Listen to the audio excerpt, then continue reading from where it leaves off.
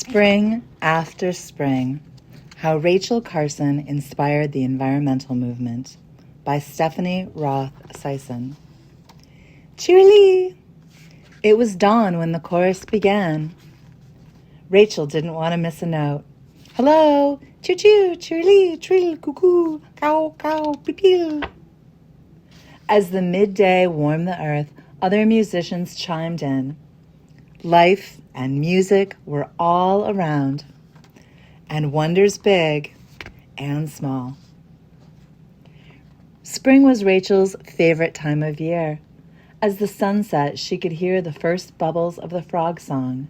Crickets began their nighttime tune, and bats squeaked a lullaby.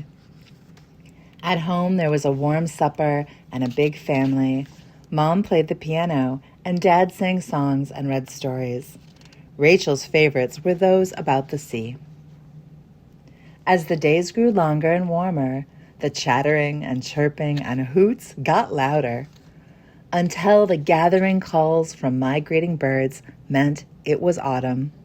Honk, honk, honk. They were coming together for their long journey through the ocean of air to their wintering homes. But not everyone left. Snuggled under a warm blanket, Rachel drew pictures and wrote about the life she experienced all year. She read books about animals and imagined what their lives were like. Spring after spring, year after year, the birds arrived. Every season, Rachel watched, listened, and wrote. And like the nestlings, she grew quickly. Then one autumn, it was time for her to go off to college.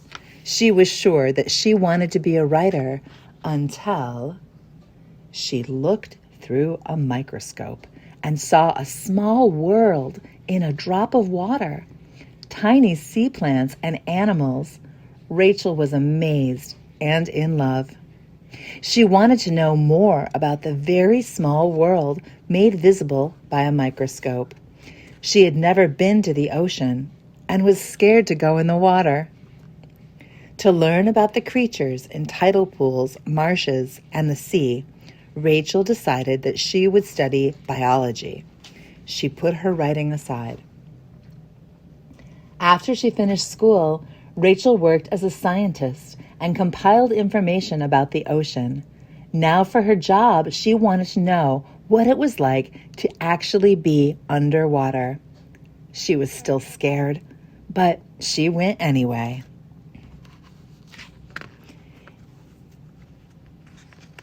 In the fish world, many things are told by sound waves. Rachel began to write books about the sea.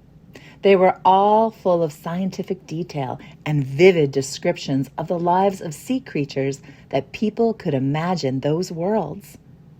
Rachel became a famous author. But there was something wrong. All around, nature's voices were going quiet. So Rachel did what she did best. She watched closely, listened carefully, and learned as much as she could about what was happening. Rachel put together scattered facts and found the answer. People wanted to kill bugs that ate their plants, bothered them, and even sometimes made them sick. Chemists created new poisons to solve the insect problems that seemed to work and seemed to be harmless to other creatures and humans. These poisonous chemicals were quickly used everywhere in huge amounts because people thought they were safe. But Rachel found evidence that the poisons were not safe. Poison was eaten by the microscopic water life. Water life was eaten by tiny fish. Tiny fish were eaten by bigger fish eaten by an eagle, and then the eagle eggshells were so thin that they would break during incubation. Or the poison coated the worms, and the worms were eaten by the birds, and the birds eat the worms coated in poison, and the bird dies. Or the poison-coated worms and insects were eaten by the bird, and the bird was eaten by a fox, and the fox, who eats birds and mice and other animals, might have eaten the poison, and the fox dies. Rachel wrote a book to tell people what she had learned. Silent Spring created a huge ruckus. Some people inspired to change, but many didn't believe Rachel. Eventually, President Kennedy took notice and began an investigation to find out what was true. Rachel was asked to come to Washington, D.C. and defend her book. She was scared, but she went. Rachel's testimony in Washington and her writing in her book Silent Spring made people see that they have an effect on the environment and on other creatures that they share the world with. People were inspired to speak up. Congress passed new laws so that nature was treated with more care, and some of the most harmful chemicals were banned.